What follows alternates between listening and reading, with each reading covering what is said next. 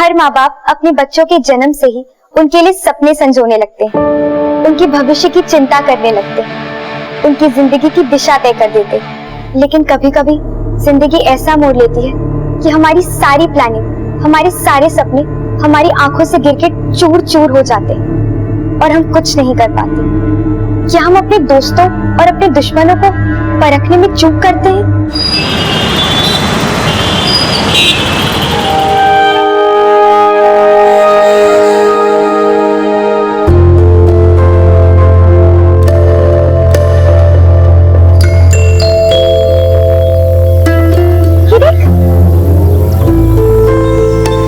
₹10 का सिक्का। अरे वाह रतिका, तेरी आंखें तो बहुत तेज है। चलो कुछ खाते हैं इससे। चल चल इसने क्या परेशान किया था। चलो मैं निकलती हूँ, बाय बाय। आज सुन, वो कल ना ज्योग्राफी की नोट्स लेके आना, ठीक है? लेंगे। चल बाय।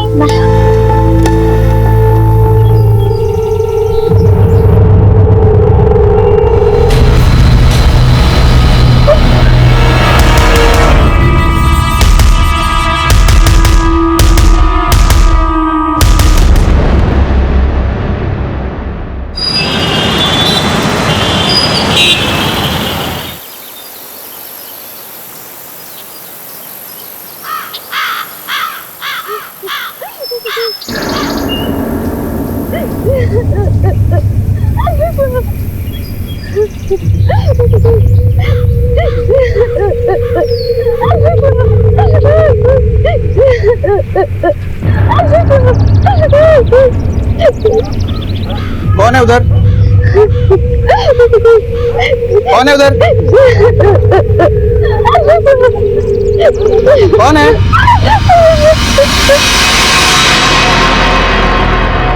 कौन हो तुम? आओ बाहर आओ।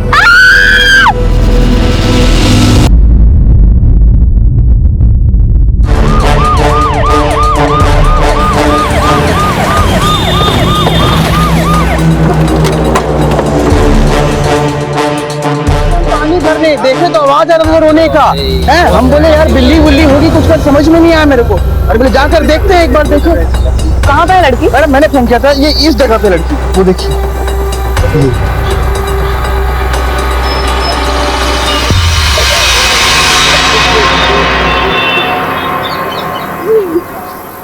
आओ बेटा, हाथ दो। बेटा घबराओ मत, पुलिस मैडम है। आ जाओ बेटा, बाहर आ जाओ। बेटा हाथ दो।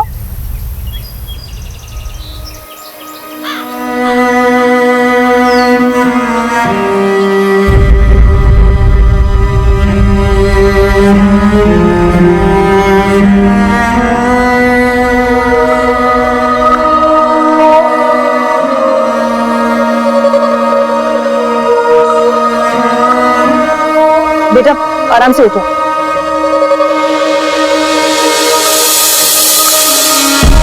आराम से।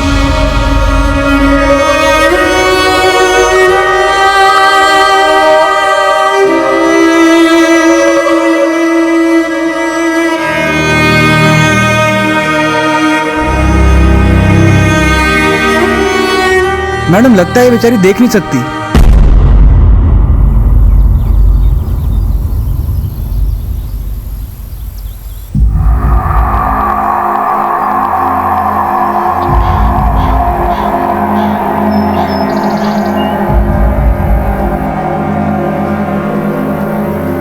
बेटा तुम्हारा नाम क्या है?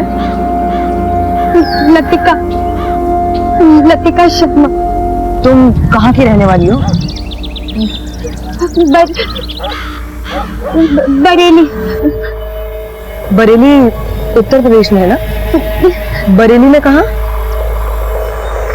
रामलीला मैदान के पीछे दूसरी गली। तो बेटा यहाँ पर किसके साथ रहती हो? अंकल आंटी के साथ। और कहाँ रहती हो? मोती नगर। ठीक है बेटा। तिवारी इसके घर का पता करो और खबर करो और इसको पुलिस स्टेशन लेके जाओ। ठीक है। जय हिंद सर।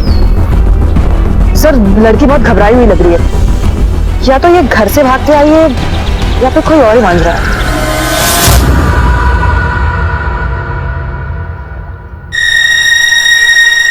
आराम से।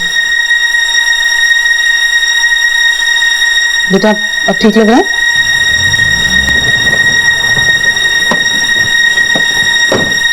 लड़की कहाँ? अंदर।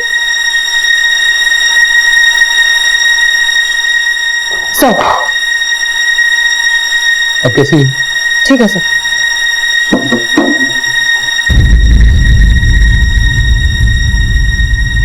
बेटा आप वहां झाड़ियों में कैसे पहुंचे?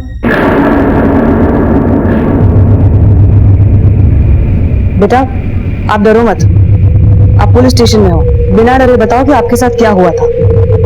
कुछ गलत हुआ था आपके साथ?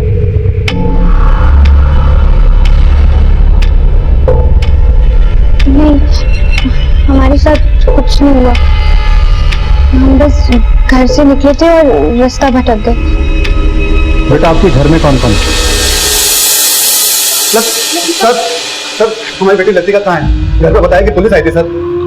लतिका लतिका लतिका बेटी लतिका कहाँ चली गई थी तू? लतिका देख तेरी आंटी भी आई है साथ में। बेटा मैं चलना आंटी।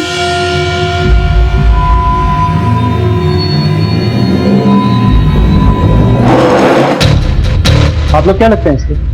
अरे सर रिश्तेदारी का तो क्या कहें, मानो तो सब कुछ वरना कुछ भी नहीं। देखिए जितना पूछा जा रहा है उतना बताइए।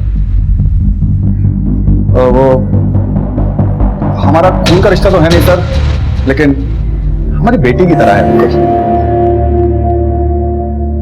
सर किराएदार है हमारी, अभी 1 साल पहले ही अपने बाप के साथ आई थी। ये लो बेटा चाय, गरम है सामान, फिर संभाल के। बस 1 साल के लिए चाहिए। बच्ची का इलाज चल रहा है एसएम गवर्नमेंट हॉस्पिटल में, 1 साल में ठीक हो जाएगी, फिर हम चले जाएंगे। कैसे गई इसकी आंखों की रोशनी? कुछ महीने पहले बिल्कुल ठीक थी, एक दिन अचानक सांस का दौरा पड़ा।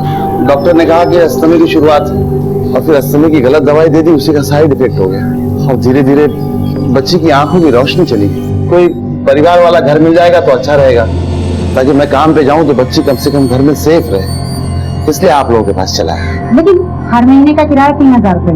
अब देखिए बहन जी, मैं होटल में खाना बनाने का काम करता हूँ, मेरी इतनी कमाई नहीं, मैं 2000 रुपए दे पाऊंगा। 2000 में तो नहीं होगा। चलो मम्मी मैं आता हूँ।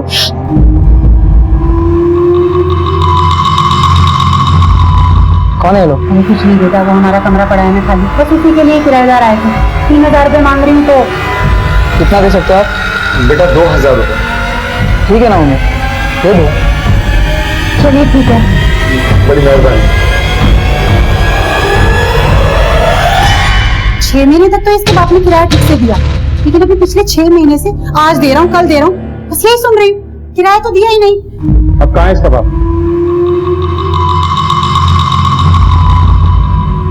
साहब बड़ा अच्छा आदमी था साहब वो। जो पूछा है उसका जवाब दो। सर वो तो भगवान को प्यारा हो गया।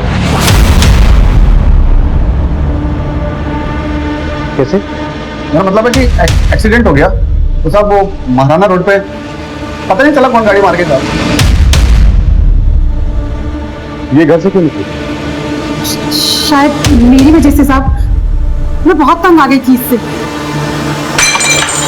अब क्या तोड़ दिया तूने? ये क्या किया है? जिंदगी बर्बाद करके रख दी तूने हमारी। साहब उस शाम को मैं अपनी बहन के यहाँ गई हुई थी, और जब सुबह लौटी और इसे नाश्ता देने गई तो लतिका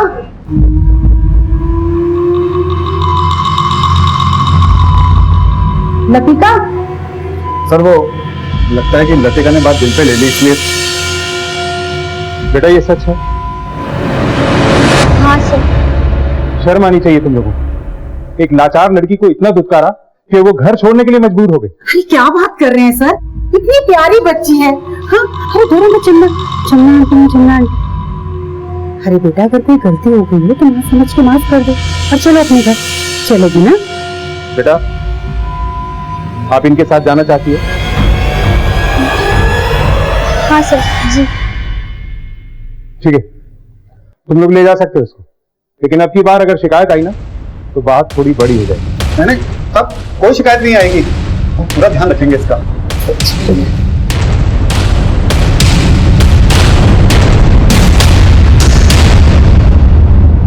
कुछ समझ में नहीं आ रहा है सर। ये बात तो पक्की है कि ये लड़की बहुत घबराई हुई है। सर, हो सकता है कि वो अपने पिता की मौत की वजह से अभी भी डिप्रेशन में है, या फिर हो सकता है कि अपने ना देखने की वजह से वो अभी भी परेशान है, या फिर ऐसा भी हो सकता है कि फैमिली की हरकतों की वजह से वो बहुत परेशान है। प्रभा, ये सर। एक होम फॉर चिल्ड्रन है सलामत, वहाँ एक साइकेट्रिस्ट है अमरीन। इस अमरीन को बच्ची के घर में भेजो। मुझे लगता है ये लड़की ट्रॉमा में है। बात अगर कुछ और है तो काउंसलिंग से सामने आ जाएगी। और हाँ, ये भी पता करो कि वाकई इसके बाप का एक्सीडेंट हुआ, और अगर हुआ था तो कहाँ हुआ था। उसके बरेली वाले एड्रेस पे भेजो। जी सर।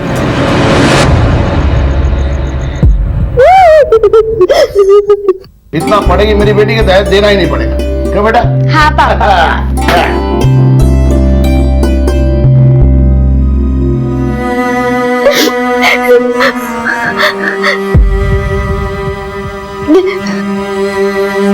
बेटा, ये माता रानी का आशीर्वाद है, इसे हमेशा अपने पास रखना, तो पे कभी कोई मुसीबत नहीं आएगी। हे माता। माँ की याद आ गई। जब मैं उनकी साड़ी छूती थी ना, तो ऐसे ही लगता था। अब उसे याद करके क्या होगा? मगर पापा, अपनी माँ को। लतिका, मैंने बोला ना, मेरे पास और कोई रास्ता नहीं था। चल अभी सब छोड़, तू और ये चुन्नी को अपने माथे से लगा, समझी?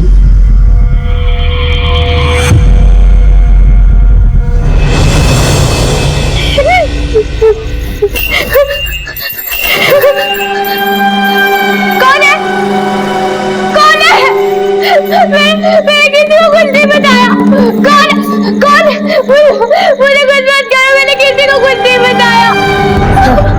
सो जा और दरवाजा बंद कर लेना, कोई भी आ सकता है।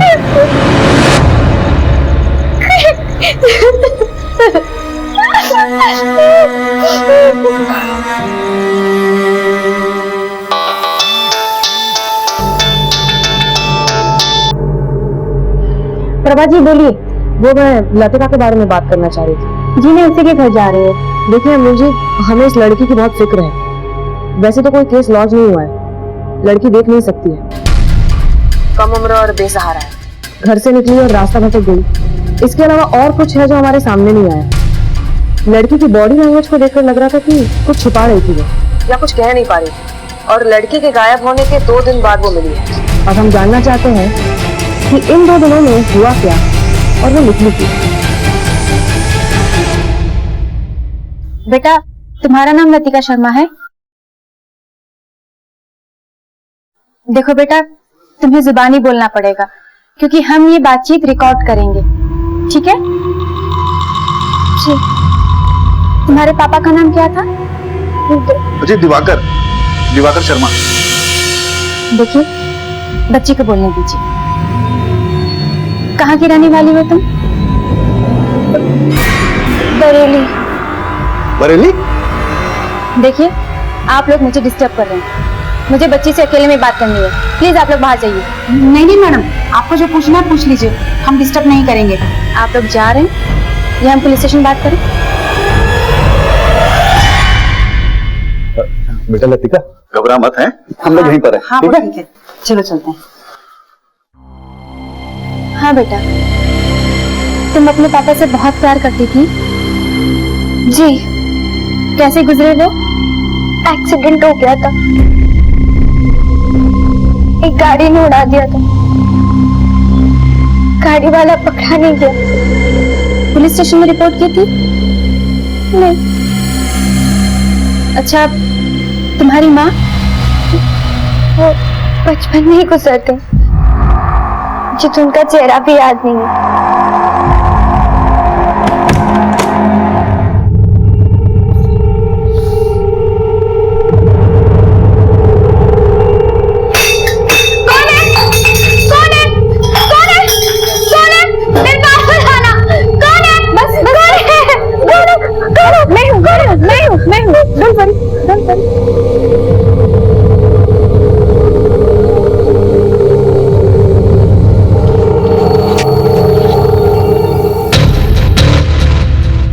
बताओ बेटा, आपके साथ क्या हुआ था?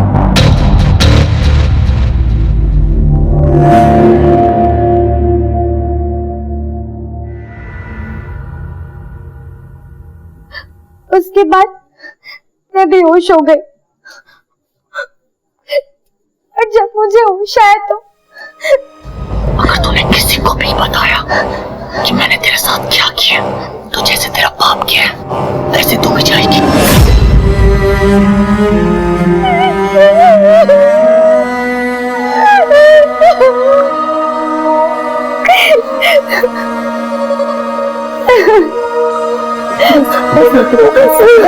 बस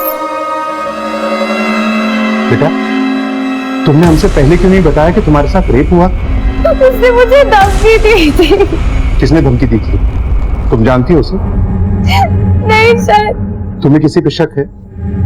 तुमने आवाज सुनी थी उसकी? मुझे नहीं पता सर, वो बहुत फुसफुसा के बात कर रहा था, मैं नहीं पहचान पाई। बेटा, कहीं ये तुम्हारा अंकल हरीश या उसका बेटा सोनू तो नहीं? मुझे नहीं पता सर, मुझे कुछ नहीं पता। उसका मेडिकल चेकअप करा।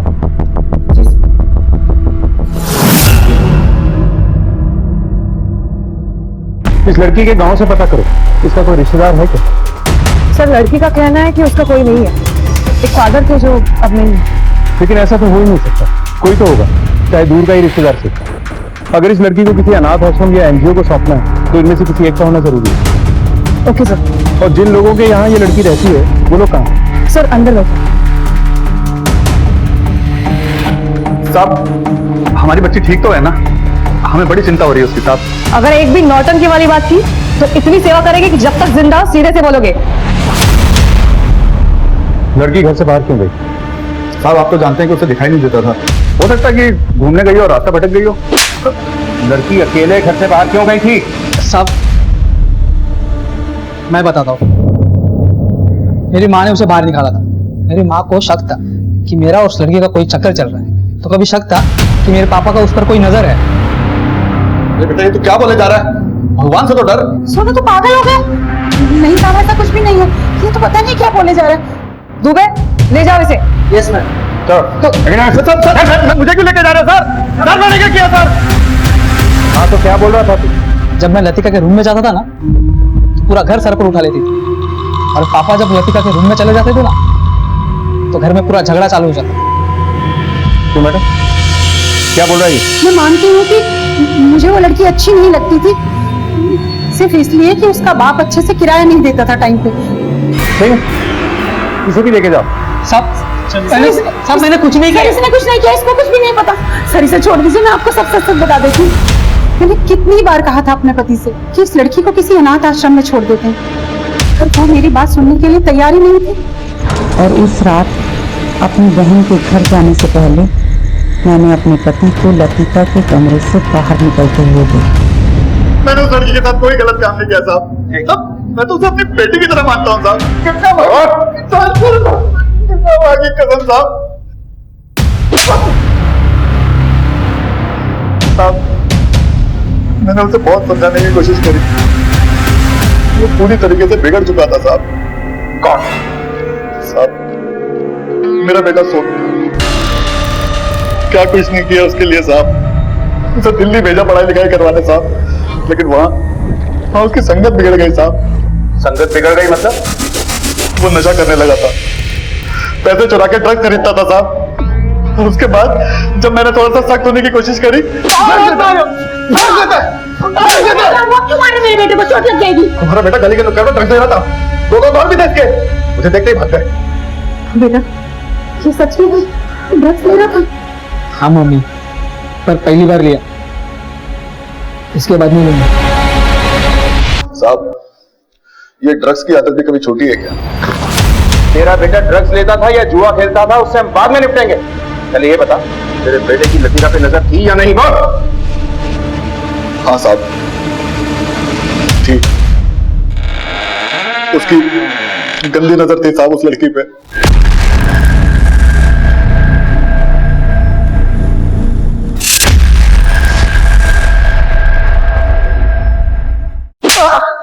उस रात उसके कमरे में क्या लेने गया था तू? घर में पैसे नहीं थे और मुझे नशा करने के लिए पैसे चाहिए। मुझे पता था उसके बाप ने उसके लिए घर में कहाँ पैसे छुपा के रखे थे।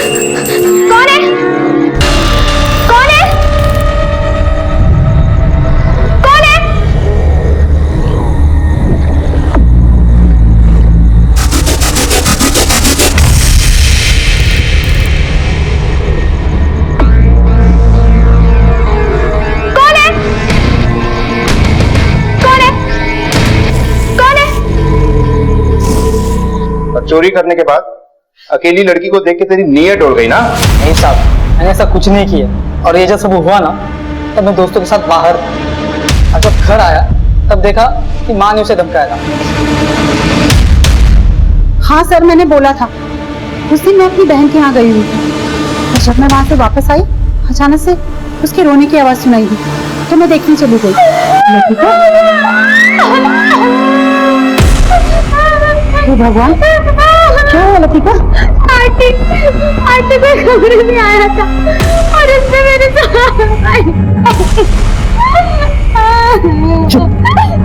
चुप एकदम।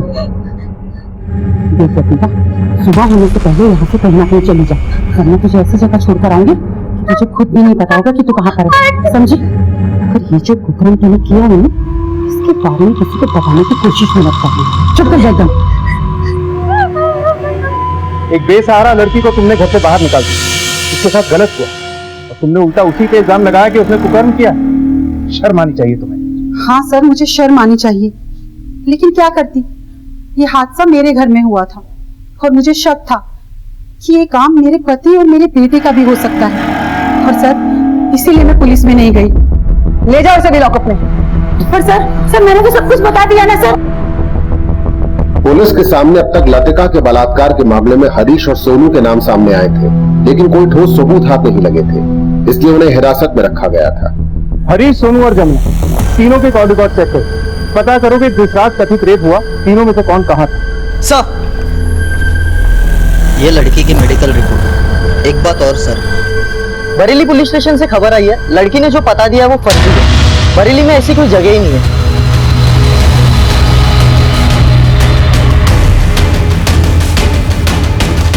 प्रभा, मेडिकल रिपोर्ट से भी ये क्लियर नहीं हो रहा है कि लड़की के साथ रेप हुआ है। वो शायद इसलिए कि ये घटना के 3 दिन बाद मेडिकल टेस्ट हुआ। सर एक मिनट, मुझे याद है जब मैं इस लड़की को पहली बार पार्क में देखी तो मैंने इसको पूछा था कि ये कहाँ की रहने वाली है। बरेली। क्या ये पॉसिबल है कि ये झूठ बोल रही है या कुछ छुपा रही है? मगर क्या छुपा सकती है और किसके लिए? इसका कोई नहीं। फादर की डेथ हो चुकी है। हाँ सर, मगर ये फादर की डेथ भी एक मिस्ट्री है। उस हिट एंड रन में कोई पकड़ा नहीं गया और अब इस रेप में भी हम अंधेरे में हैं। प्रभा, ये लतिका जहाँ रहती है वहाँ आसपास सीसीटीवी कैमरा है? एग्जैक्ट आइडिया नहीं है सर, मैं पता करती हूँ। और क्या ये लतिका कोई सेलफोन यूज करती? नहीं सर। तो इसका मतलब है ये लड़की जो भी हमसे कहेगी कि उस रात घर से निकलने के बाद वो कहाँ गई, हमें सब बातों पे यकीन करना है। लेकिन हमें ये भी पता लगाना होगा कि इसके गांव का असली एड्रेस क्या है और इसने हमसे झूठ क्यों बोला। या तो तुम झूठ बोलकर हमें गुमराह करने की कोशिश कर रही हो या किसी मजबूरी के तहत कुछ छुपा रही हो। और बेटा, दोनों ही सूरतों में तुम मुसीबत में।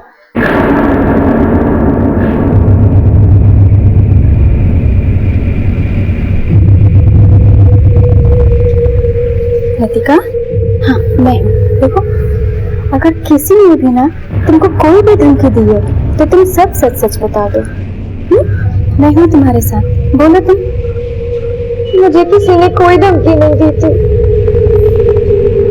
सिवाय उस आदमी के जिसने मुझे कहा था कि अगर मैंने किसी को कुछ भी बताया, अगर तूने किसी को भी बताया कि मैंने तेरे साथ क्या किया, तो जैसे तेरा बाप किया वैसे तू भी जाएगी। तो तुमने गांव का पता गलत क्यों बताया? मैंने झूठ नहीं बोला था।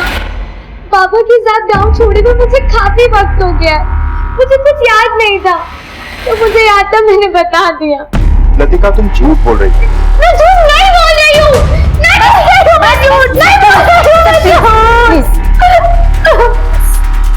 मैं झूठ नहीं बोल रही हूँ।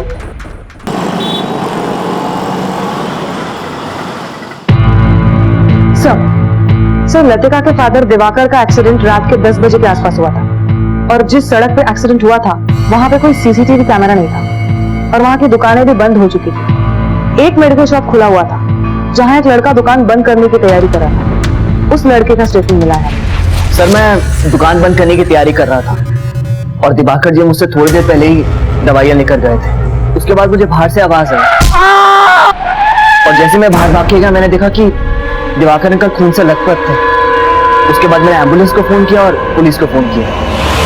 आपने गाड़ी का नंबर देखा? नहीं सर, जब मैं बाहर आया तो गाड़ी जा चुकी थी। ये महज एक इत्तेफाक है या फिर एक्सीडेंट करने वाले को पता था कि वहां कोई सीसीटीवी कैमरा नहीं है? वैसे भी इस लड़की की सारी बातों पे यकीन कैसे करते? इस लड़की ने कहा कि इसके साथ रेप हुआ है, हमने मान लिया। इसने कहा कि ये अकेली घर से निकली थी, हमने ये भी मान लिया। मान लो अगर ये लड़की ही झूठ बोल रही हो तो? Prabha, yes sir. इस लड़की के घर से निकलने वाले हर मुमकिन रास्ते के सीसीटीवी कैमरास को चाहिए। एक नेत्रहीन अकेली लड़की सड़क पर सीसीटीवी में ढूंढना मुश्किल नहीं है। जी सर। पुलिस को अब लतिका के बयान पे भी शक होने लगा था। लतिका के बयान को क्रॉस चेक करने के लिए उन्होंने एक एक सीसीटीवी को बारीकी से टटोलना शुरू किया। दिन रात की मेहनत के बाद पुलिस ने आखिरकार सच्चाई खोज ही निकाली। Prabha, yes sir. इतना तो साफ है कि ये लड़की सच बोल रही थी कि वो घर से अकेली निकली, और रेप को लेकर झूठ बोलने की कोई खास वजह भी नजर नहीं आ रही। तो फिर ऐसा कौन है जो इनके घर में आया था? इनके पड़ोसियों से पूछताछ करो। जी सर। और अपने खबरियों को भी एक्टिव कर दो किसी भी क्लू के लिए। ये जरूरी नहीं कि ये हरकत किसी पहचान वाले ने की, कोई अनजान भी हो सकता। जी सर।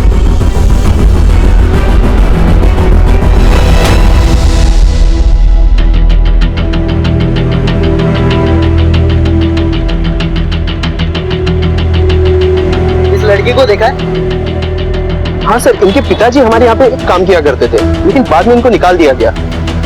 सर चोरी करेंगे तो रखेंगे नहीं ना सर। लेकिन सर बाद में पता चला था कि उसकी बेटी के लिए उसने खाना चुराया था। अच्छा आदमी था साहब, लेकिन फंस गया बेचारा। बहुत मेहनती भी था साहब, उसकी किसी से दुश्मनी नहीं हो सकती। बता रहा था कि बेरी का रहने वाला था। पुलिस की कड़ी छानबीन से लतिका के असली गांव का पता चल गया और वहां पर एक टीम तहकीकात के लिए रवाना हुई।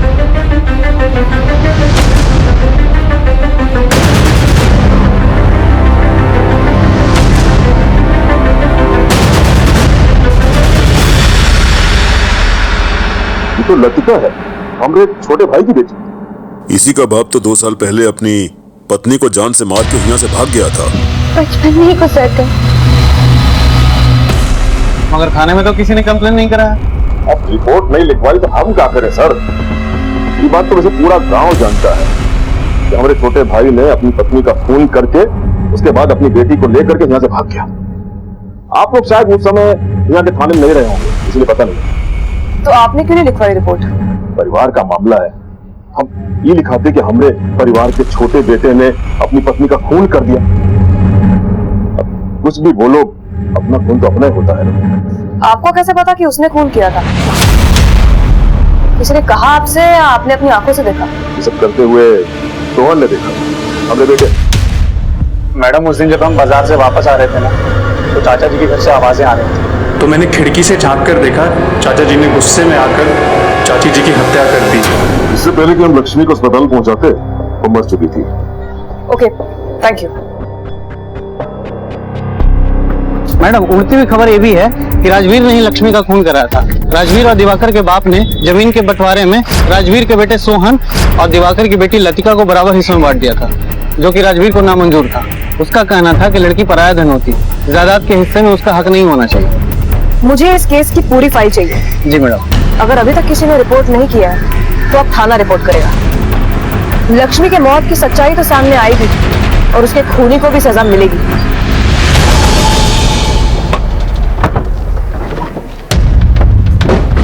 सर, बेरी से कोई खबर? यस सर, ये लतिका की माँ की मर्डर केस फाइल है। बेरी पुलिस का कहना है कि वो ये केस फिर से ओपन कर रहे हैं। इसमें उन सबकी तस्वीरें हैं। ये राजवीर, दिवाकर का बड़ा भाई, और ये सोहन, राजवीर का बेटा। ठीक है, इन सबको पुलिस स्टेशन बुलवा। पापा के साथ चलना कितना अच्छा लगता है, आपका नहीं लगता ना? ऐसे तुम्हें खुद कोशिश करनी पड़ेगी, है ना? ठीक है? हाँ? पापा नहीं पापा नहीं पापा मुझे छोड़ के मत जाओ। पापा पापा मुझे छोड़ के मत जाओ। लतिका, तू बेटा, तो पापा के पास जाना, तो पापा के पास जाना है। बस बस बस।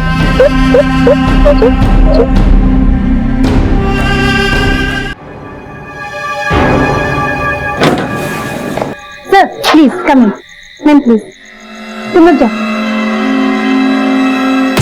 लतिका, तुमने हमसे झूठ बोला था तुमने बोला था कि तुम बरेली में रहती, बरेली। जबकि तुम बेरी में रहती, और तुमने बताया था कि तुम्हारी माँ की मौत बचपन में ही हो गई, वो बचपन में ही गुजरते। जबकि तुम्हारी माँ की मौत 2 साल पहले हुई थी और तुम्हारे बाप ने उसे मारा था। नहीं, ये झूठ है। यही सच है। तुम्हारे चाचा गांव में रहते हैं राजवीर, अपनी बीवी और बेटे सोहन के साथ। उन्हीं ने हमसे बताया कि तुम्हारे बाप ने तुम्हारी माँ का मर्डर किया और तुम्हें लेके भाग गया। नहीं, सच नहीं है। तो फिर सच क्या है? सच ये कि पापा माँ से बहुत प्यार करते थे। सोहन आया था गुस्से में। क्यों? उससे कहा था कि मैं घर पे ना रहूं तो मैं आया करे। वही पेपर लेकर आया था, धमकी दे रहा था, कह रहा था साइन कर दो वरना बहुत बुरा होगा। मर जाऊंगा लेकिन लतिका की जमीन उसके नाम नहीं करूंगा। बाबूजी ने लतिका और सोहन में जमीन का बंटवारा बराबर बराबर किया था। कह रहा था लतिका की शादी की सारी जिम्मेदारी वही उठाएगा, दहेज में जितना भी खर्चा होगा वो सब करेगा, लेकिन जमीन उसको अपने नाम से चाहिए। दहेज? साले को दहेज के नाम पे अंदर करवा दूंगा और मेरी बेटी को दहेज की जरूरत ही नहीं पड़ेगी। हाँ, इतना पड़ेगी मेरी बेटी के दहेज देना ही नहीं पड़ेगा। क्यों बेटा? हाँ पापा। अब तुम तो टेंशन में बैठी हो, अब खाना खा लो। सच ये कि पापा हम दोनों से बहुत प्यार करते थे। सोम भैया हमें परेशान करते थे, लेकिन जब पापा होते थे तो हमें कभी कोई फिक्र नहीं होती थी। मुझे लगता है कि सोम भैया ने माँ को मारा है। मैंने खुद अपनी आंखों से उन्हें वहां से निकलते हुए देखा था।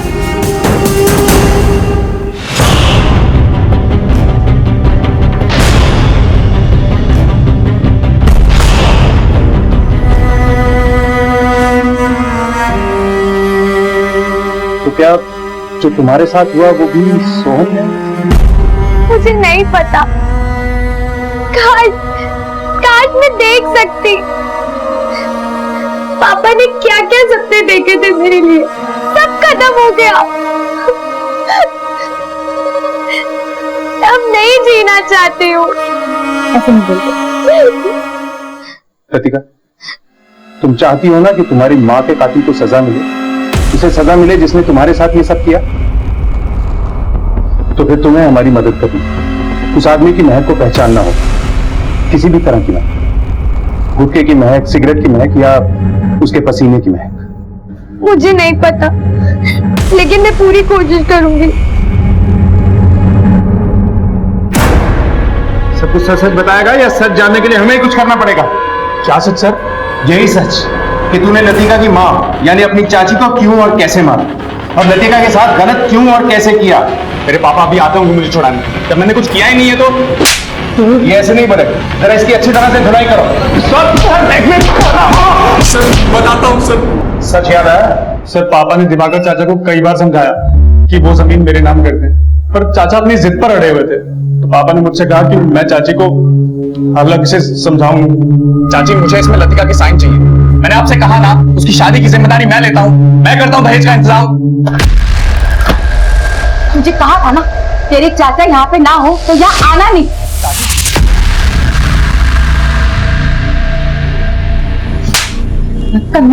चल जा यहाँ से।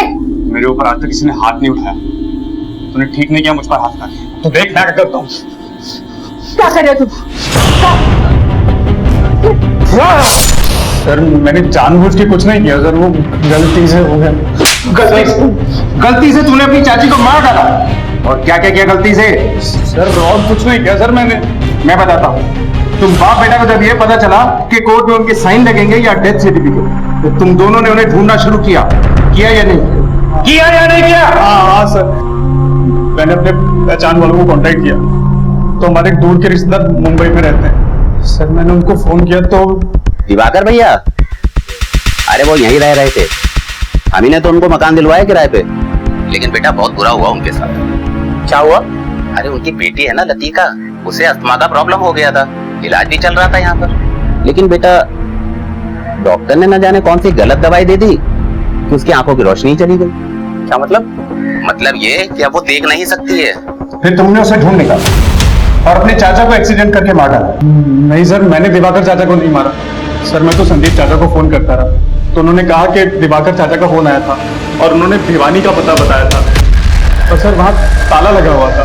ताला जरूर लगा था, लेकिन हरीश के मेन गेट के साथ में ही लतिका के रूम की एंट्री भी थी। वहां से तू उस रूम में गया, लतिका अकेली थी और तूने उसके साथ रेप किया। मैं उसका रेप कैसे कर सकता हूँ सर, वो मेरी बहन है सर। और लतिका की माँ तेरी चाची थी, तू उस पर कोशिश कर सकता है। सर मेरा यकीन कीजिए, चाचा के गांव से आने के बाद मैं उनसे मिला तक नहीं, और जब मुझे पता चला कि लतिका की आंखों की रोशनी चली गई तो मैं उन दोनों को मारना नहीं चाहता था सर, मैं तो बस सौदा करना चाहता था, वो जमीन हमारे नाम कर दे बस। लतिका की मां की हत्या की गुत्थी तो पुलिस ने सुलझा ली है, एक अनोखा तरीका खोज निकाला गया। बेटा हम एक एक्सपेरिमेंट कर रहे हैं और आपको हमारा साथ देना होगा। आपके पास एक एक करके सब लोग आएंगे, आपके कान में कुछ फुसफुसाएंगे, आपको उनकी खुशबू से, उनकी आवाज से पहचानना है कि उनमें से वो कौन है जो उस रात तुम्हारे कमरे में आया। लेकिन सर, लतिका जन्म से नेत्रहीन नहीं है। इसकी आंखों की रोशनी को गए हुए हार्डली 1 साल से ज्यादा हुआ होगा। इसकी वो इंद्रियां दूसरे फिजिकली चैलेंज लोगों की तरह स्ट्रॉन्ग नहीं हो सकती है। और फिर सर, लतिका को फिर से मेंटल ट्रॉमा में डालने की क्या जरूरत है? क्योंकि हमारे पास और कोई रास्ता नहीं, हमने सारे तरीके अपना लिए, बस यही एक तरीका बचा है। ऊपर से ये बच्ची देख भी नहीं सकती, लेकिन लतिका तुमको देखना होगा, अपनी सारी शक्तियों को इकट्ठा करके तुम्हें पहचानना होगा कि तुम्हारा मुजरिम कौन है।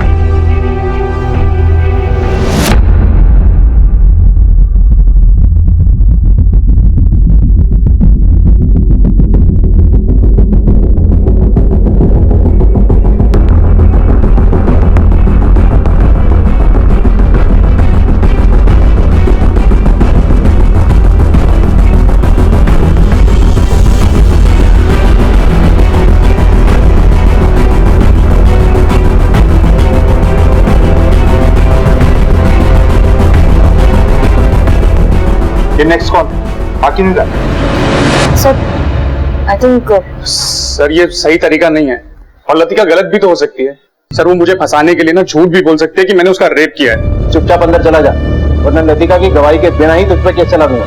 चल अंदर।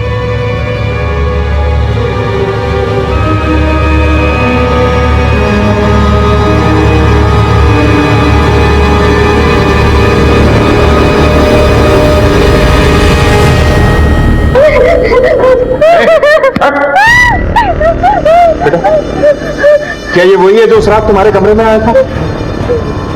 नहीं, लेकिन मैं जानती हूँ ये कौन है। ये सोहन है, मेरा भाई। इसी ने मेरी माँ को मारा है। ठीक है बेटे, तुम्हारे माँ के खून की सजा इसे जरूर मिलेगी, लेकिन फिलहाल हमारे लिए ये जानना जरूरी है कि उस रात तुम्हारे कमरे में कौन आया था। Prabha, yes sir. उस रात के इन सबके कॉल रिकॉर्ड आ गए? Yes sir. Yadav call record लेके आओ। इसे ले जा। नेक्स्ट को बोलो।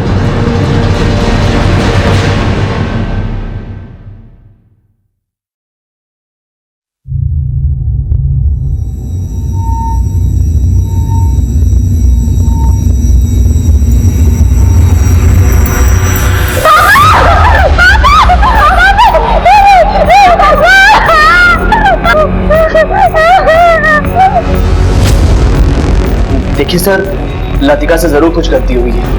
वो बेचारी देख नहीं सकती, वो कैसे कह सकती कि वो आदमी मैं ही था? सिर्फ वही नहीं बोल रही, तेरे सेल रिकॉर्ड्स भी बोल रहे हैं। ये देख, जिस रोज तू दुकान पे नहीं गया था ना ये बोल के कि तू घर पे है, उस रोज तेरा सेल फोन खुद ब खुद चल के उसके घर चला गया था। बता दो प्लीज मत मारिए। जब मैंने पहली बार लतिका को अपनी दुकान में देखा तो उसे पसंद करने लग गया था। भाई साहब, ये पूरे पैसे तो नहीं है? मैं पूरी कोशिश कर रहा हूँ, जल्दी आपके पैसे चुका दूंगा। मैं किसी को उधार नहीं देता, मुझे भी अपना धंधा चलाना है, आगे पैसे चुकाने पड़ते हैं। साहब जी, आप कहें तो मैं इनके पैसे दे देता हूँ, बेचारे मजबूर आदमी हैं और इनकी बेटी भी नहीं देख सकती। सर मैं उनके घर बार बार जाने के बहाने ढूंढने लगा, कभी दवाइयां देने के बहाने तो कभी ट्रस्ट की बात करने के बहाने। शायद मैं लतिका से प्यार करने लगा था।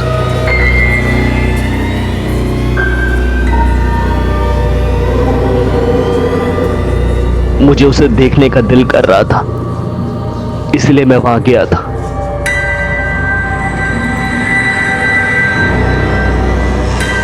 और मैंने वहां देखा कि घर में कोई नहीं था।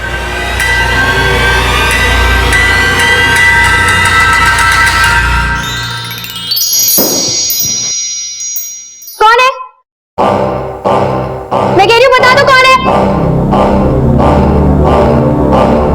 कौन है?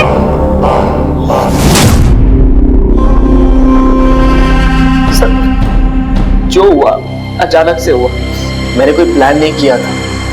जब उस दिन मैंने लतिका को उस हालत में देखा तो मैं अपने ऊपर काबू नहीं कर पाया और उसके बाद मैं डर गया था। इसलिए मैंने लतिका को कहा कि अगर तूने किसी को बताया कि मैंने तेरे साथ क्या किया तो मैं दोबारा आऊंगा और ये सब तेरे साथ दोबारा करूंगा। सर, मैं लतिका से माफी मांगने के लिए तैयार हूँ और अपनी गलती का पश्चाताप करके उससे शादी करने के लिए भी तैयार हूँ। तू चाहे तो किसी की भी जिंदगी बर्बाद कर दे, और जब बात तेरे ऊपर आएगी तो सोचेगा दूसरों के बारे में। तू शादी करना चाहता है ना? शादी नहीं, हम तो बारात भी निकालेंगे तेरे।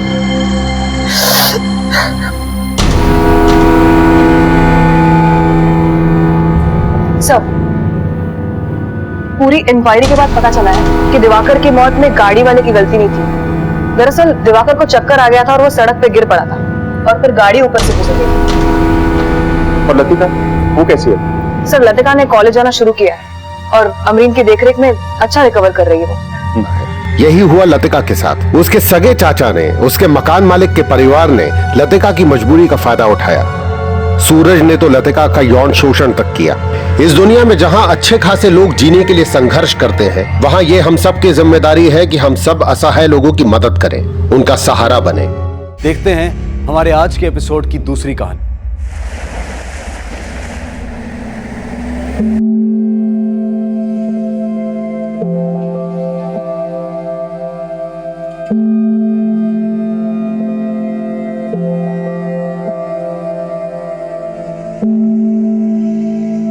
यार बहुत हो गई पढ़ाई, कुछ पेट पूजा कर लेते हैं।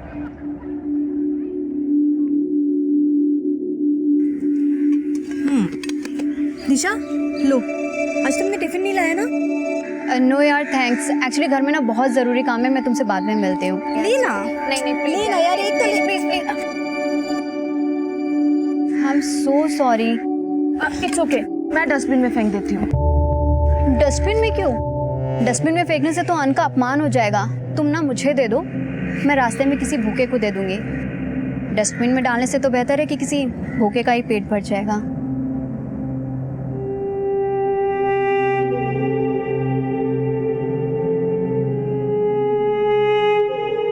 कहते हैं समय का एक एक क्षण और अन्न का एक एक कण कभी बर्बाद नहीं करना चाहिए। मेरे परिवार के हालात ऐसे थे कि मुझे होश संभालते ही अन्न की कीमत पता चल गई थी। अम्मा,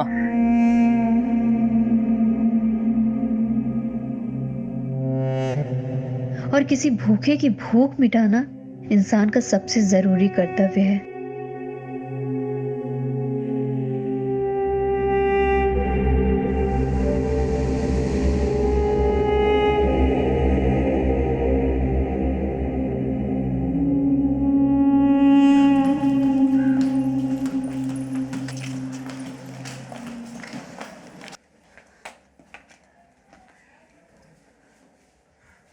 अभी तक काम खत्म नहीं हुआ तेरा? मैं नहीं करूंगी तो कौन करेगा?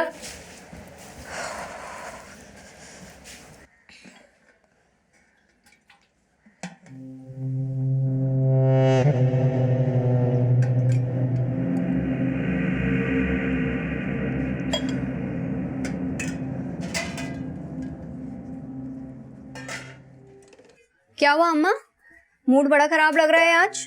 पैसों का इंतजाम आज भी नहीं हुआ क्या? कौन देगा? इस उम्र में कोई काम तो देता नहीं, उधार क्या देगा? अम्मा तुम बिल्कुल भी टेंशन मत लो, बस 6 महीने में मेरी LLB पूरी हो जाएगी, फिर मैं बहुत अच्छी सी जॉब ढूंढ लूंगी। मैं सब सही कर दूंगी अम्मा। हाँ, अम्मा और मैं तो बर्तन मांजने के अलावा कुछ कर नहीं पाए। देखते हैं तू कौन से तीर मारती है। चेची ये ना बहुत ही हिंसक उदाहरण है, देखना तेरी दिशा झंडे गाड़ेगी झंडे। चाहे जितने भी झंडे गाड़ ले, पर ये ऊंची जात वाले कभी हमें ऊंचा नहीं देख सकते। अम्मा ये दुनिया क्या सोचती है सोचने दो, पर हमारे देश का संविधान ना हम सबको बराबरी का दर्जा देता है। ये सब बड़ी बड़ी बातें हैं, होता नहीं है ऐसा कुछ भी।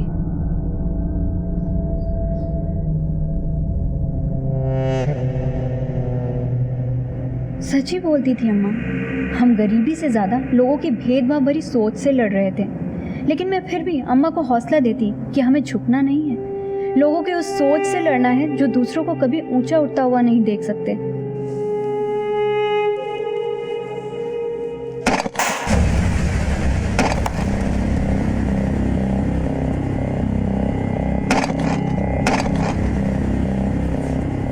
ये आवाज कैसी? ये जरूर ऊंची जात वालों का काम है, बताती हूँ मैं उन्हें, छोड़ूंगी नहीं अभी। अरे सुनो तो,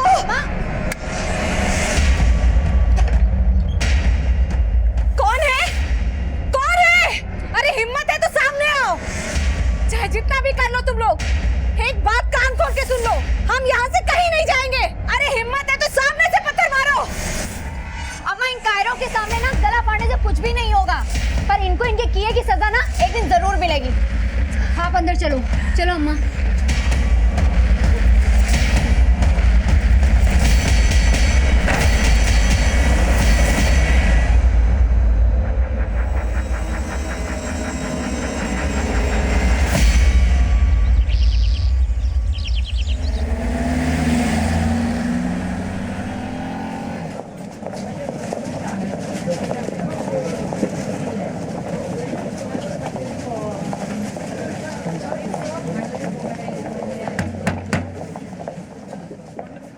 दिशा, दिशा दरवाजा खोल। दिशा, दिशा, दरवाजा क्यों नहीं खोल रही? दिशा, दिशा,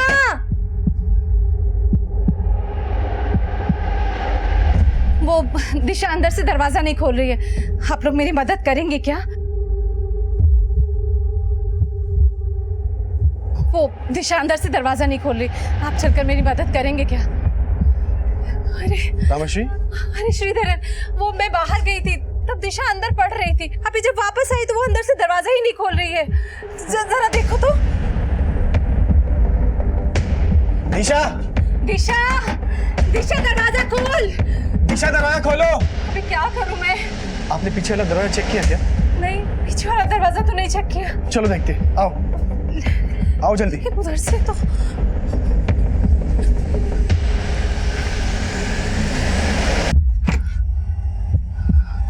यहाँ तो ताला लगा हुआ है, लगता है दिशा कहीं ताला लगा के चली गई हो। अरे शशिधरन, हम लोग पीछे के दरवाजे से कभी भी आते जाते नहीं है, कुछ तो गड़बड़ है। वो फोन है मेरा, दिशा के पास फोन लगा।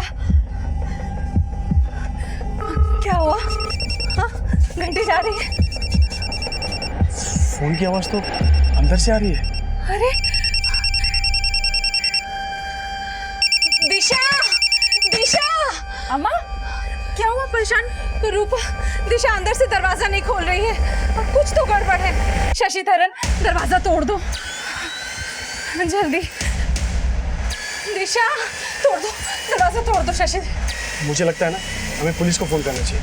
पुलिस? हाँ।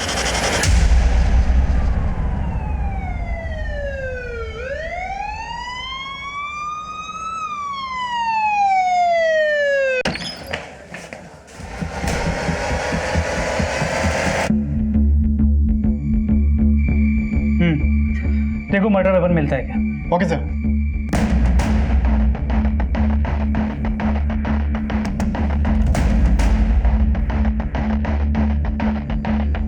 यहाँ कहीं भी मर्डर वेपन नहीं है, और ना तो फोर्स्ड एंट्री के साइन है ना लूट के। गौड़ा, तुम्हें घर देख के लगता है कोई यहाँ लूट के लिए घुसेगा, पर इसके बाद किलर यहाँ पीछे के दरवाजे से भागा। चेक करते, खोलो, इसे खुलवाओ और पड़ोसी को अंदर भेजो। Okay sir.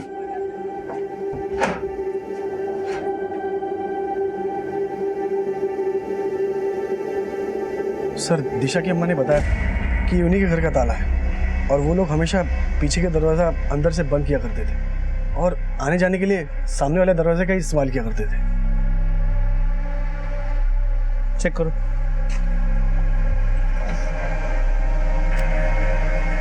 अर्जी इसको बारीकी से चेक करो। Yes sir. आप बाहर आइए प्लीज। Ji sir.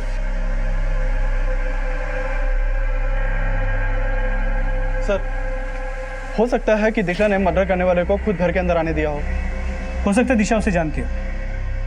घर के अंदर आने के 2 दरवाजे हैं, तो मर्डर करने वाला इस दरवाजे से आया होगा या पीछे के दरवाजे से?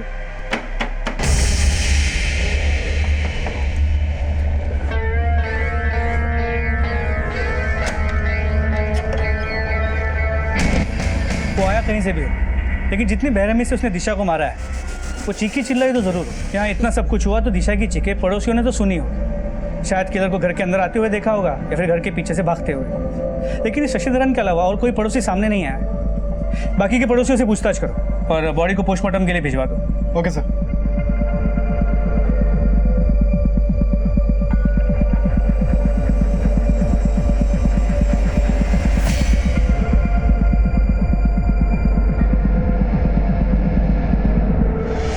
सब मैं क्या, आसपास का कोई भी तीनों माँ बेटी से मतलब नहीं रखता। लेकिन ऐसा क्यों?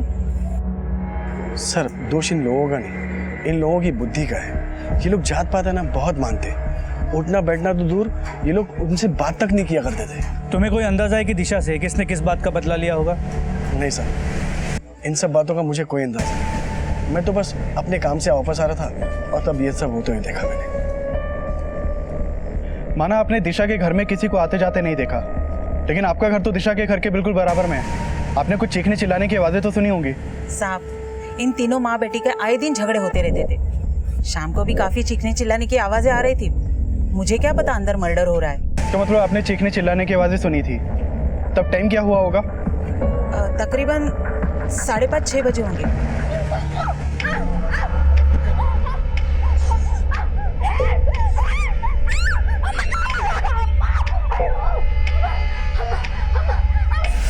दिशा जिस वर्ग से आती थी उसने इस केस को बेहद ही संवेदनशील बना दिया था और दिशा की हत्या के इस केस को मीडिया काफी कवरेज दे रहा था। दिशा बेहद ही गरीब परिवार से ताल्लुक रखती थी, फिर भी वो स्कॉलरशिप से LLB कर रही थी। लेकिन आज भी हमारे समाज में उसकी जाति के लोगों को भेदभाव सहना पड़ता है।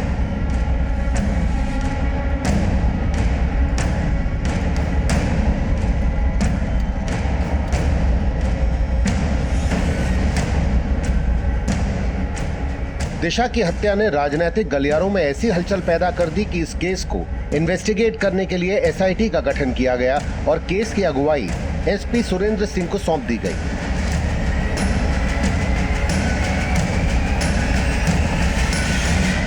सर, इस मर्डर केस के बारे में कुछ बताइए सर। क्या दिशा की मौत में वाकई जातिवाद का कोई एंगल है, जैसे कि मीडिया हाइप बना रही है? सर, ये तो तय है कि दिशा का परिवार आसपास के लोगों के भेदभाव का शिकार हो रहा था। और जिस तरह मर्डर हुआ है, लगता है किसी ने दुश्मनी निकाली। हमें क्राइम सीन से तो पता नहीं चला, लेकिन जब बॉडी को पोस्टमार्टम के लिए भेजा तो पोस्टमार्टम डॉक्टर्स ने बोला कि उसके प्राइवेट पार्ट्स पे भी चाकू से वार किए गए। तो दिशा के मर्डर से पहले उसके साथ रेप भी हुआ था? पॉसिबिलिटी तो है, लेकिन पता तब चलेगा जब फाइनल पोस्टमार्टम रिपोर्ट आ जाएगी। दिशा की फैमिली ने किसी पर शक जताया? दिशा की मदर काफी सदमे में और दिशा की बड़ी बहन रूपा दिशा और अपनी मदर की हालत की वजह से दोहरे सदमे में।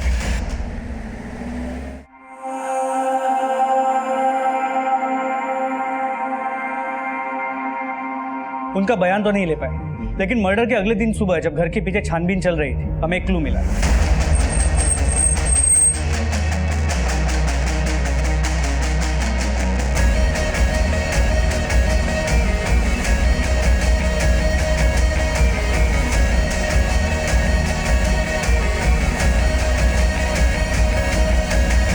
हमें एक आदमी की लेफ्ट पाव की 9 नंबर की स्लीपर मिली जिसपे खून के धब्बे हैं।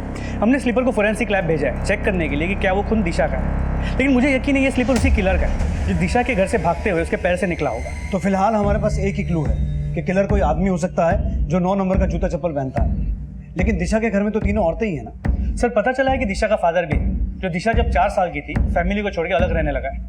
क्या नाम है उसका और वो घर छोड़ के क्यों गया था? उसका नाम गोपेश्वर है, उर्फ गप्पू। यही मुड़ुगुरु में रहता है। हमने खबरियों को उसके बारे में पता लगाने के लिए बोल दिया।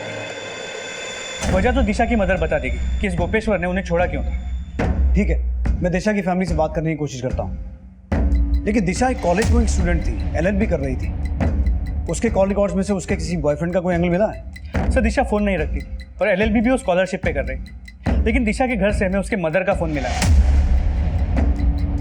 उस नंबर के कॉल रिकॉर्ड्स निकलवाए, शायद उस नंबर से वो किसी लड़के से बात करती हो।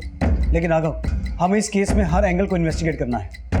एक काम करते हैं, 2 टीम्स बनाते हैं। एक टीम दिशा की फैमिली और दिशा से जुड़े हर पर्सनल एंगल को इन्वेस्टिगेट करेगी, दिशा के रिश्तेदार, फ्रेंड्स, बॉयफ्रेंड, जिल्टेड लवर, सब कुछ। और दूसरी टीम आउटसाइड एंगल को इन्वेस्टिगेट करेगी, दिशा के अड़ोसी पड़ोसी या बाहर का कोई भी ऐसा आदमी जिसका उसके कत्ल में कोई हाथ हो सकता है। और गौड़ा, उस एरिया को फिर से एक बार स्कैन करो जहाँ से हमें वो खून में सनी हुई चप्पल मिली थी, शायद कोई और क्लू मिले। सर, दिशा की हत्या में परिवार के अंदरूनी और बाहरी एंगल्स को इन्वेस्टिगेट किया जाने लगा। दर्जनों पुलिसकर्मी पूरी मुस्तैदी से जांच में जुट गए।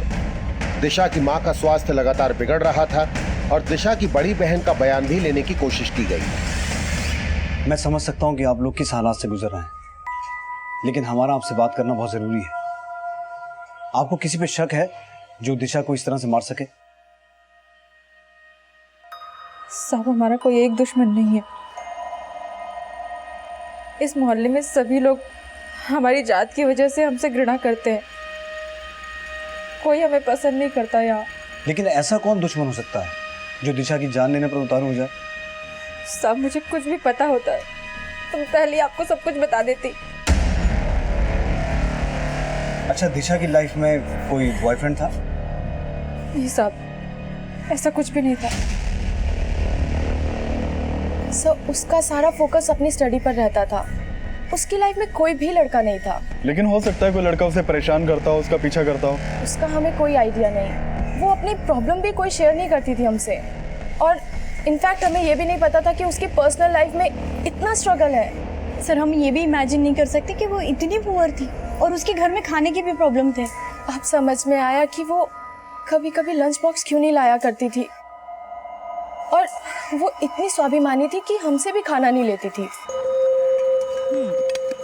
निशा, लो, आज तुमने टिफिन नहीं लाया ना? नो यार, थैंक्स। एक्चुअली घर में ना बहुत ज़रूरी काम है, मैं तुमसे बाद में मिलती हूँ।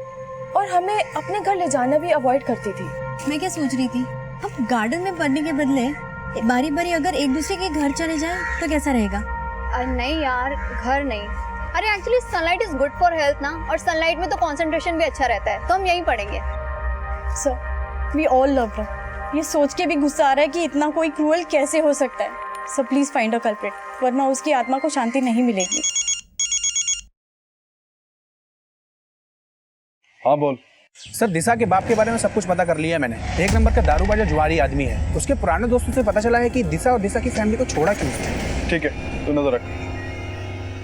जब हमारे बाबा हमें छोड़कर गए तो दिशा और मैं बहुत छोटे थे, और उनके जाने का कारण अम्मा ने हमें कभी नहीं बताया।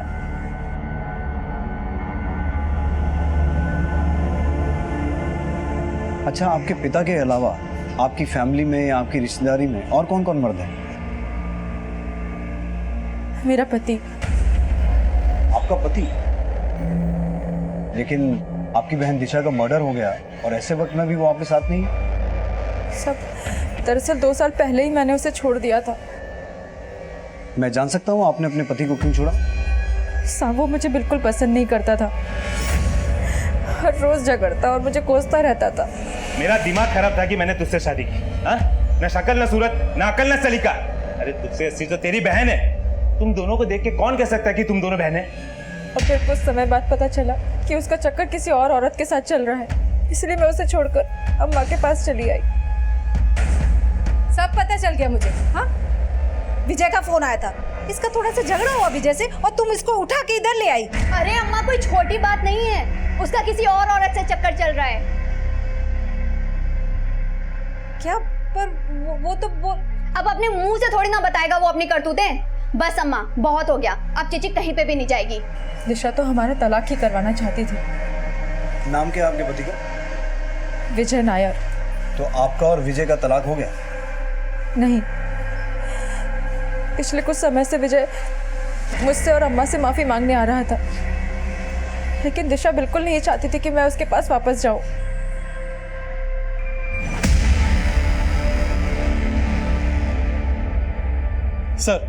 सर, जहां हमें वो 9 नंबर की चप्पल मिली थी वहां से करीब 400 मीटर आगे ये चाकू मिला है। हो सकता है यही मर्डर वेपन हो। हो सकता है इस पर किलर के फिंगरप्रिंट्स हो। इसे फोरेंसिक जांच के लिए भिजवाओ। Okay sir. गौड़ा, तुमने बताया था कि दिशा की हत्या के वक्त उसके पड़ोसियों ने उसके चिल्लाने की आवाजें सुनी थी, लेकिन कोई मदद के लिए सामने नहीं आया। तो ये भेदभाव का ही मामला है या किसी पड़ोसी के खिलाफ कुछ मिला है? सर पड़ोसियों के खिलाफ तो वैसा कुछ नहीं मिला, लेकिन जिन पड़ोसियों से मेरी पहले बात हुई थी मैंने उनसे दोबारा पूछताछ की। साहब मैं मानती हूँ उनकी चीखें सुनी थी, लेकिन उनके घर पे कोई आता जाता नहीं देखा। तुमने देखा नहीं अपने जात वाले किसी आदमी को बचाने की कोशिश कर रहे हो? साहब हमारा जात वाला उन औरतों के आसपास भी नहीं भटकता, वो आदमी उनका ग्राहक ही होगा। सर उन्होंने तो यह आरोप तक लगा दिया कि तीनों माँ बेटी प्रोस्टिट्यूट थी और तीनों के बीच में काफी झगड़े होते थे। किस बात को लेकर? चेची छोड़िए, आप क्या कर रही हैं? छोड़िए इसे। नहीं दिशा, मैं अब अम्मा पर और बोझ नहीं बनना चाहती। इस पति ने मुझे चैन से जीने नहीं दिया और अब अम्मा कितनी हैसियत नहीं कि मेरा पेट पाल सके। रूपा छोड़ इसे, माफ कर दे मुझे, गलती हो गई जो दो बात कहती तुझे, अब आइंदा से नहीं कहूंगी। अब ये तमाशा बंद कर और अंदर चल। चलो चेची अंदर। सर हमने पता किया, जिस वक्त दिशा का मर्डर हुआ उस वक्त उसकी माँ और बहन घर पे नहीं थे। उससे जिस तरह से दिशा का मर्डर हुआ है उससे लगता नहीं कि इसमें माँ या बहन का हाथ होगा।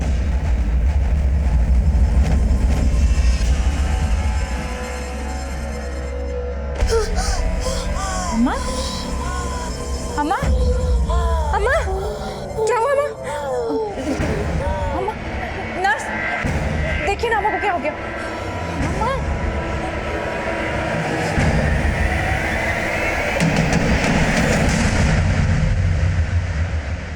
दिशा की फ्रेंड्स ने दिशा के कैरेक्टर के बारे में सब अच्छा ही बोला है, लेकिन दिशा की बहन रूपा का कहना है कि उसके पति विजय का कैरेक्टर खराब था, इसी वजह से उसने उसको छोड़ा। वही दिशा की माँ को कई साल पहले ही दिशा के बाप ने छोड़ दिया था। हो सकता है इन तीनों माँ बेटी का ऐसा कोई राज हो जो दिशा की मौत से ताल्लुक रखता हो। दिशा के बाप को तो राघव लेके आ रहा है। गौड़ा, तुम रूपा के पति विजय के बारे में और अच्छे से पता करो। Okay sir.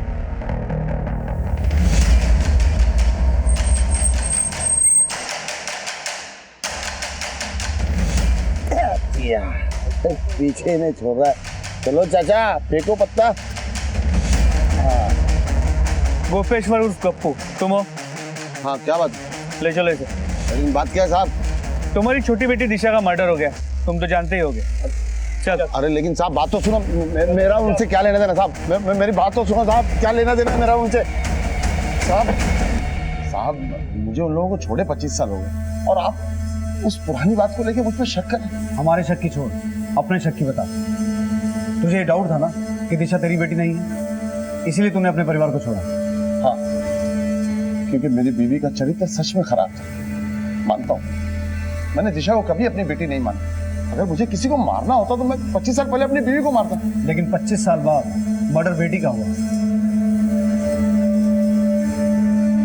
नई चप्पल पहनी? नई चप्पल?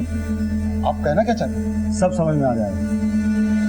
9 नंबर की चप्पल पहनता ना तू? 10 नंबर की चप्पल है साहब, और मैं आदमी भी 10 नंबर का हूँ। जुआ खेलता हूँ, शराब पीता हूँ, लेकिन साहब कभी किसी से मारपीटाई नहीं की। और आप मर्डर का आरोप लगा रहे हैं। राघव, इसके फिंगरप्रिंट्स लेके से जाने दो और दिशा की हत्या वाली शाम की इसकी एक्टिविटीज चेक करो। दिशा की माँ के कॉल रिकॉर्ड्स में से दिशा के किसी बॉयफ्रेंड का नंबर मिला? सर अब तक कुछ पता नहीं चल पाया है कि दिशा का कोई बॉयफ्रेंड था या नहीं। दिशा की माँ के कॉल रिकॉर्ड्स और अच्छे से खंगाल। पति चरित्रहीन बोल के छोड़ के चला गया था और पड़ोसी भी प्रोस्टिट्यूट बोल रहा है। हो सकता है कोई ऐसी बात हो जो दिशा की मौत की वजह बना। जी सर। दिशा की हत्या का असल मोटिव क्या होगा, यह अब भी इस केस का सवाल बना हुआ था। और इसी दौरान दिशा की पोस्टमार्टम रिपोर्ट आई। इस रिपोर्ट में कुछ ऐसे फैक्ट सामने आए जो बेहद ही चौंकाने वाले थे। सर पोस्टमार्टम रिपोर्ट से अब तो यह साफ हुआ है कि दिशा के साथ रेप भी हुआ था। लेकिन राघव, हैरान करने वाली बात यह है कि दिशा के ब्लड में से अल्कोहल के ट्रेसेस मिले हैं।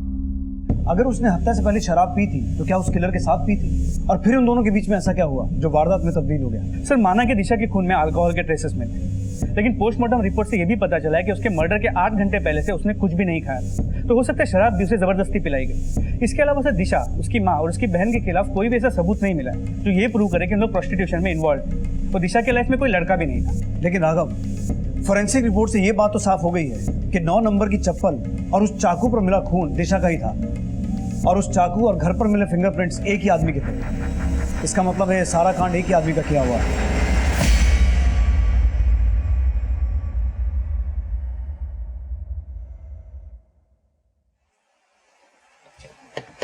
यार ये भिखारी यहाँ पे काफी दिन से दिखाई नहीं दिया। हाँ यार, दिशा का रेप और मर्डर जब से हुआ ना तब से ही गायब है। कहीं इसने तो कुछ नहीं किया। चल देखते हैं। चलो। क्या रे? ए किधर था रे? हाँ? बोल कहाँ था बे तू?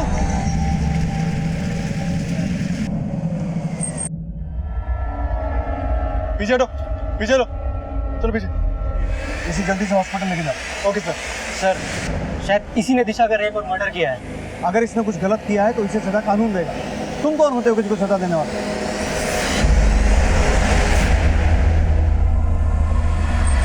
इसको काफी चोटें आई हैं और काफी खून भी बह चुका है, जिसकी वजह से इसकी हालत बहुत ही क्रिटिकल है। क्या लगता है गौड़ा, उस आदमी का दिशा के रेप और मर्डर से कोई कनेक्शन हो सकता है? सर मैंने दिशा की फैमिली से पता किया। उन्होंने बताया कि दिशा उस भिखारी को अक्सर खाने का सामान दिया करती थी, लेकिन उन्होंने उस पर किसी भी तरह का शक नहीं जताया। और सर एक बात तो तय है कि जब से दिशा का मर्डर हुआ तब से वो भिखारी गायब था। जैसे उसकी हालत थोड़ी स्टेबल होती है उसका भी डीएनए टेस्ट करवाओ। Okay sir.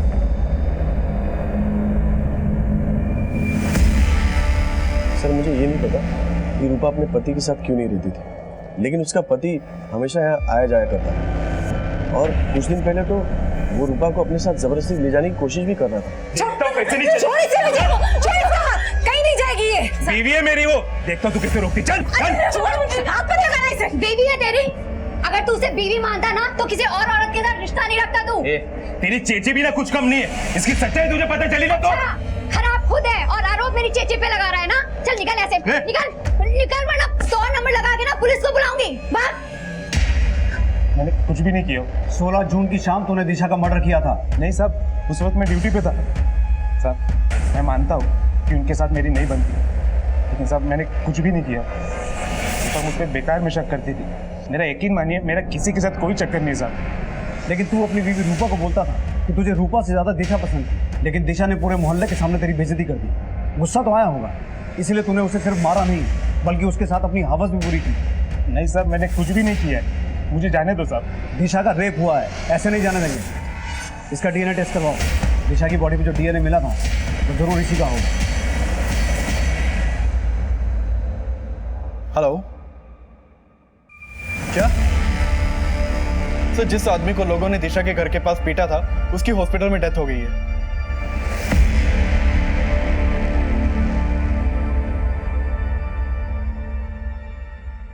सर दिशा से रिलेटेड एक और बात पता चली।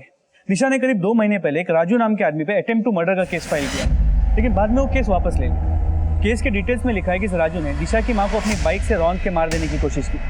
इस राजू को पूछताछ के लिए बुला लिया। सर मुझे यहाँ क्यों बुलाया गया है? राजू, हमें पता चला है कि दिशा ने तुम्हारे खिलाफ अटेम्प्ट टू मर्डर का चार्ज लगाने की कोशिश की थी। हाँ सर, लेकिन उसने मेरे खिलाफ झूठा केस डाला था। वो बहुत चालाक लड़की थी सर। उस चालाक लड़की का मर्डर हो चुका है। हाँ सर, मुझे पता चला। लेकिन सर मुझे क्यों बुलाया गया है यहाँ पे? आप मुझ पे शक कर रहे हैं? लड़का स्मार्ट है, सही ट्रैक पे जा रहा। अब ये बता, दिशा को मारा कैसे? लेकिन सर मैं उसका क्यों मर्डर करूंगा? तुझ पर झूठा केस डाल के तुझे परेशान तो किया ही था उसने। हो सकता है उसे मारने का कोई और मकसद भी हो तेरे पास। सर ऐसा कुछ नहीं है, बल्कि वो मुझे बदनाम करना चाहती थी। मैं तो अपनी बाइक पे शांति से जा रहा था, उसकी माँ जानबूझ के बीच में आ गई। दिखता तो तेरी माँ को नहीं, ये जानबूझ के बाइक के आगे आई है। अच्छा, खुद टक्कर मार के इनको गिरा दिया और हमें यहाँ के दिखा रहा है। मैं तुम लोगों की परछाई से भी दूर भागता हूँ और ये तुम्हारे चक्कर इस बाइक को धुलाना पड़ेगा। क्या बोल रहा है तू? सर उसने ऐसा बवाल मचाया कि मुझे थाने के चक्कर पे चक्कर काटने पड़ गए। हाथ जोड़ के गिड़गिड़ाया, तब जाके मानी, तब जाके उसने केस वापस लिया था। मतलब जिन लोगों से तू बात करना भी अपनी शान के खिलाफ समझता था, उनके सामने गिड़गिड़ाना पड़ा। हाँ सर, और मुझे गुस्सा भी बहुत आया। लेकिन सर मर्डर मैंने नहीं किया। मर्डर ही नहीं, उसका रेप भी हुआ है, इसलिए किसी को छोड़ने नहीं वाले हम।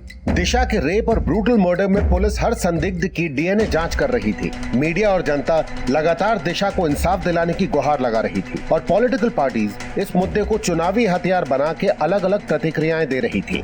और इस सब के बीच दिशा की मां बयान देने की स्थिति में आई और उसका बयान इस केस को एक नई दिशा देने वाला था।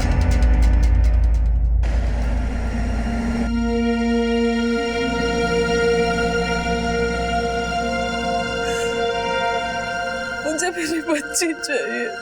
देखिए, वो तो अब लौट के नहीं आ सकती, लेकिन जिस किसी ने उसे मारा है उसका पता लगाना हमारा काम है। आप जरा अच्छे से याद करके बताइए कि पिछले कुछ दिनों में आपने ऐसा कुछ देखा या नोटिस किया जिसका कनेक्शन दिशा की मौत से हो सकता है? हाँ साहब, एक रात पहले किसी ने हम पर हमला किया था। हमला? हाँ। कैसा हमला? रात को हमारी छत पर किसी ने पत्थर फेंके थे।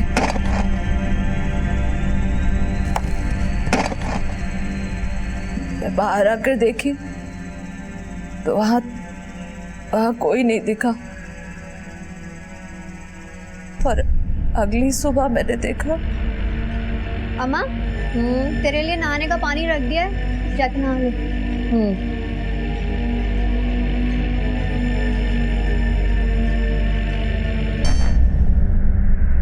मुझे लगा कि वो बीड़ी और माचिस मेरे पड़ोसी का है, जिन्होंने हमारे छप्पर पर पत्थर फेंका था। पता लगाने की सोच ही रही थी तब तक। तो वो बीड़ी और माचिस इस वक्त कहाँ है? मेरे घर पे।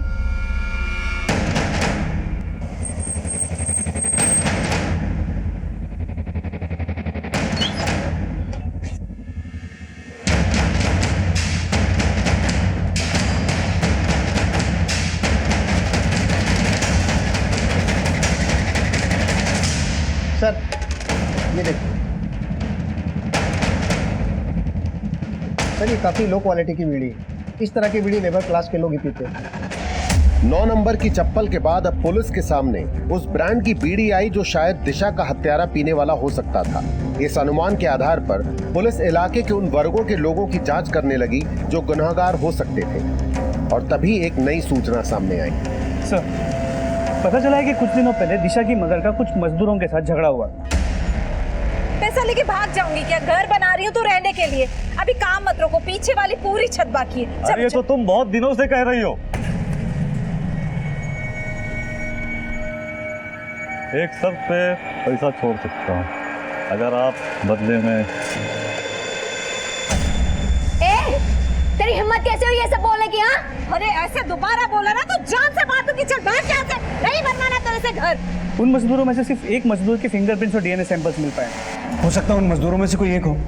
उठा के लाओ सबको। जी सर।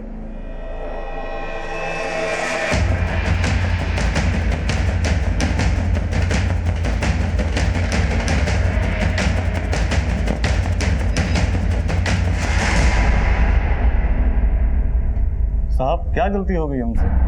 सब पता चल जाएगा। ये बताओ, तुम में से महताब बीड़ी कौन कौन पीता है? मैं पीता हूँ साहब।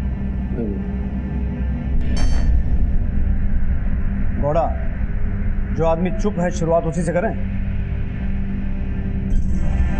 तुम में से 9 नंबर की चप्पल कौन कौन पहनता है? साहब आप हमसे जानना क्या चाहते हैं? तू सोच, क्या जानना चाहते हैं? 16 जून की शाम को दिशा के घर कौन गया था? किसने मारा दिशा को? हमने नहीं मारा साहब।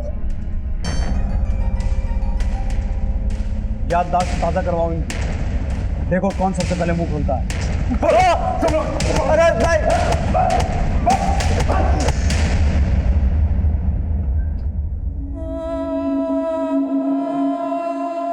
रूपा का तो चाह कर भी घर नहीं बसा पाई, पर तू तो शादी कर ले।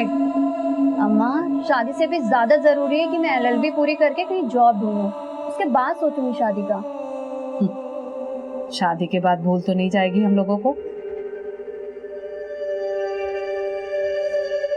अरे क्या हुआ? ऐसा भी क्या कह दिया मैंने?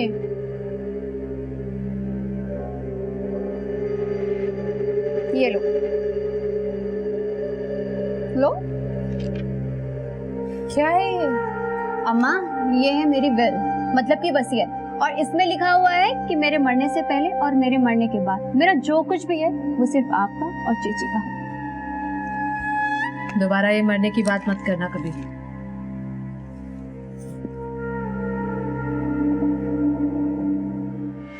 तुम सभी लेबरर्स को तोड़ा, लेकिन कोई भी कुछ नहीं बोल रहा है। इन सबका DNA टेस्ट करवाओ, और इनके अलावा उस एरिया में जितने भी मजदूर काम करते हैं और दिशा का कोई भी अड़ोसी पड़ोसी जिस पर जरा सा भी शक है, सबका डीएनए टेस्ट करवाओ। किसी को भी बेनिफिट ऑफ डाउट देना ठीक नहीं है, क्योंकि ये केस बहुत सेंसिटिव होता जा रहा है। सर, एक तरफ जहां दिशा को इंसाफ दिलाने के लिए मोर्चाबंदी शुरू हो गई थी, वहीं दूसरी तरफ पुलिस अपने शक की पुष्टि करने के लिए इलाके के दर्जनों लोगों का डीएनए टेस्ट करवा रही थी।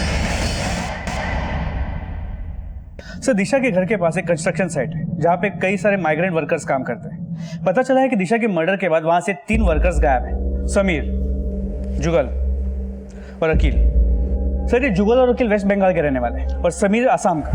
इन तीनों के एड्रेसेस नहीं मिल पाए, लेकिन इनके साथ जो वर्कर्स काम करते थे उनसे इनके फोन नंबर्स मिल गए। सर, समीर और अकील का फोन स्विच ऑफ है, लेकिन इस जुगल का फोन अब भी स्विच ऑन। इसके साथ काम करने वाले एक वर्कर से हमने इसे फोन करवाया, लेकिन इसने फोन उठाया नहीं। इन तीनों के कॉल रिकॉर्ड्स निकालो। सर,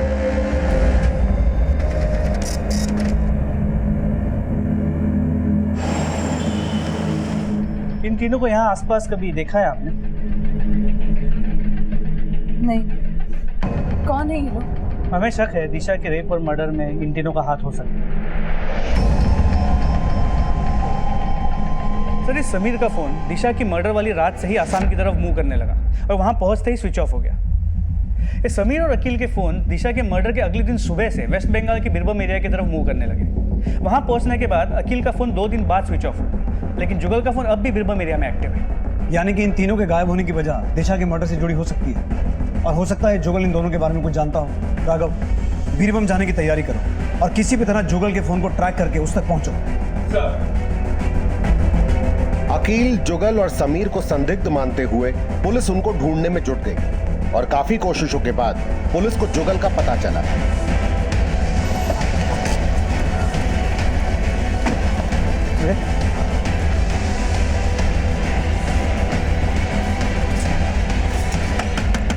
मैंने कुछ नहीं किया सर, मैं तो यहाँ पे अपने कजिन की शादी में आया हूँ और मैं 2 दिन बाद में वापस जाने वाला था सर।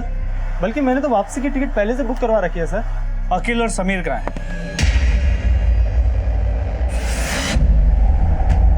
सर, अब मुझे पता चला कि उस रात समीर को मुड़ुगुरु से जाने की इतनी जल्दी क्यों थी। ए अकील, यार मुझे ना 2000 रुपए की जरूरत है। अरे मुझे जल्द से जल्द आसाम जाना। सर, मैंने उसे 2000 रुपये दे दिए। उसी रात वो सर आसाम के लिए निकल गए।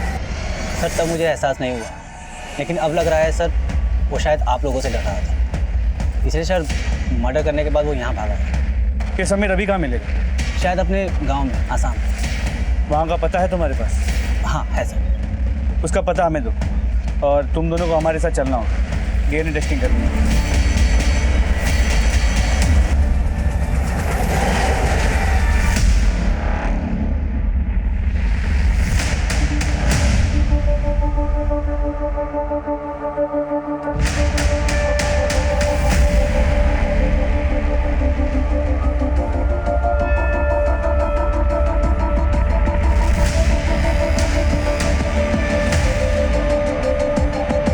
समीर का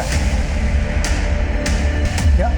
समीर नहीं मिला? नहीं सर, ये समीर आसाम से भी भाग गया है और उसके घर वाले भी ये नहीं जानते कि वो कहाँ है। उसका फोन अब भी बंद है और उसका कोई दूसरा नंबर भी नहीं मिला।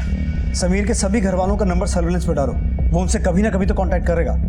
उसका लुकआउट नोटिस जारी करो and send his photographs to all police headquarters of India.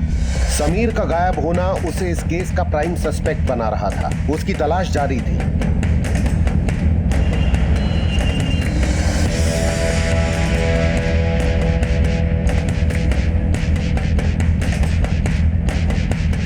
तभी उस कार्तिक नाम के व्यक्ति की पोस्टमार्टम रिपोर्ट और डीएनए रिपोर्ट आई, जिस पे दया करके दिशा अक्सर उसको खाना दिया करती थी। तो जिस कार्तिक नाम के आदमी को लोगों ने दिशा का रेपिस्ट और मर्डर होने के शक में मार दिया था, उसके फिंगरप्रिंट्स दिशा के घर और चाकू पे मिले फिंगरप्रिंट से मैच नहीं करते। सर, पोस्टमार्टम रिपोर्ट के मुताबिक कार्तिक की मौत इंटरनल और एक्सटर्नल इंजरीज की वजह से हुई थी और मौत के 36 घंटे पहले तक से उसने कुछ खाया भी नहीं था।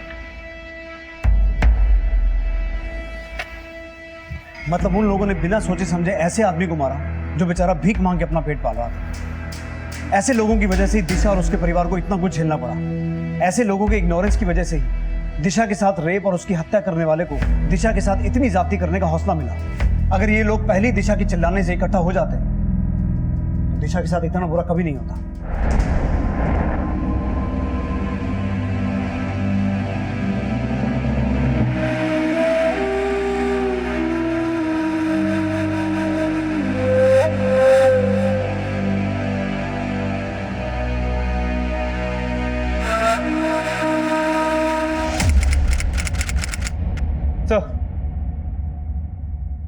सर समीर ने अपनी वाइफ को कांटेक्ट किया और अभी वो कांचीवेलम के हार्डवेयर गोडाउन के पास है। तुम अखिल को अपने साथ लेके कांचीवेलम जाओ, हो सकता है उसके जरिए हम समीर को अरेस्ट कर सकें। जी सर।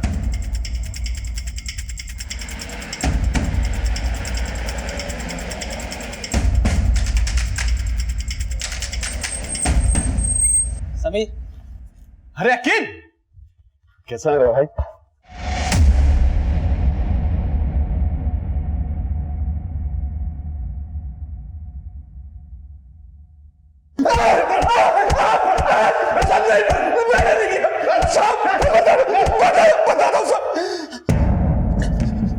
बोल। मुझे पता चला कि उस घर में 3 औरतें रहती हैं। मेरी नजर उस घर की दोनों जवान लड़कियों पर थी। मैं बस मौके की तलाश में था। मुझे पता चला कि आसपास के लोग भी उनसे बात नहीं करते। यही जानने के लिए उस रात में वहां गया था और मैंने उनकी छत पर पत्थर भी फेंके थे।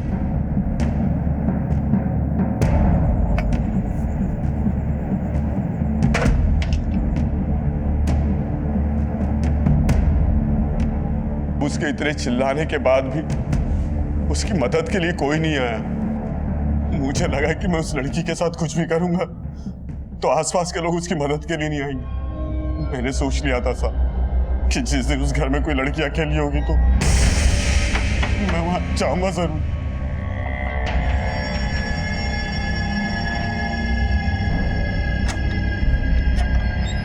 कौन है तू? कौन है? निकल यहाँ से! भाग यहाँ से! निकल! कौन है?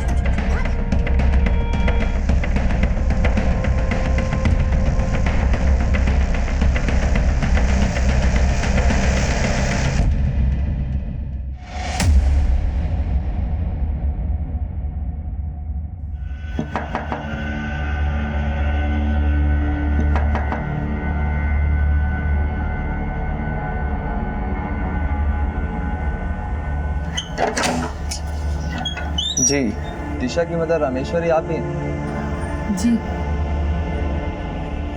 जी, ये आपके और दिशा की बहन रूपा के लिए।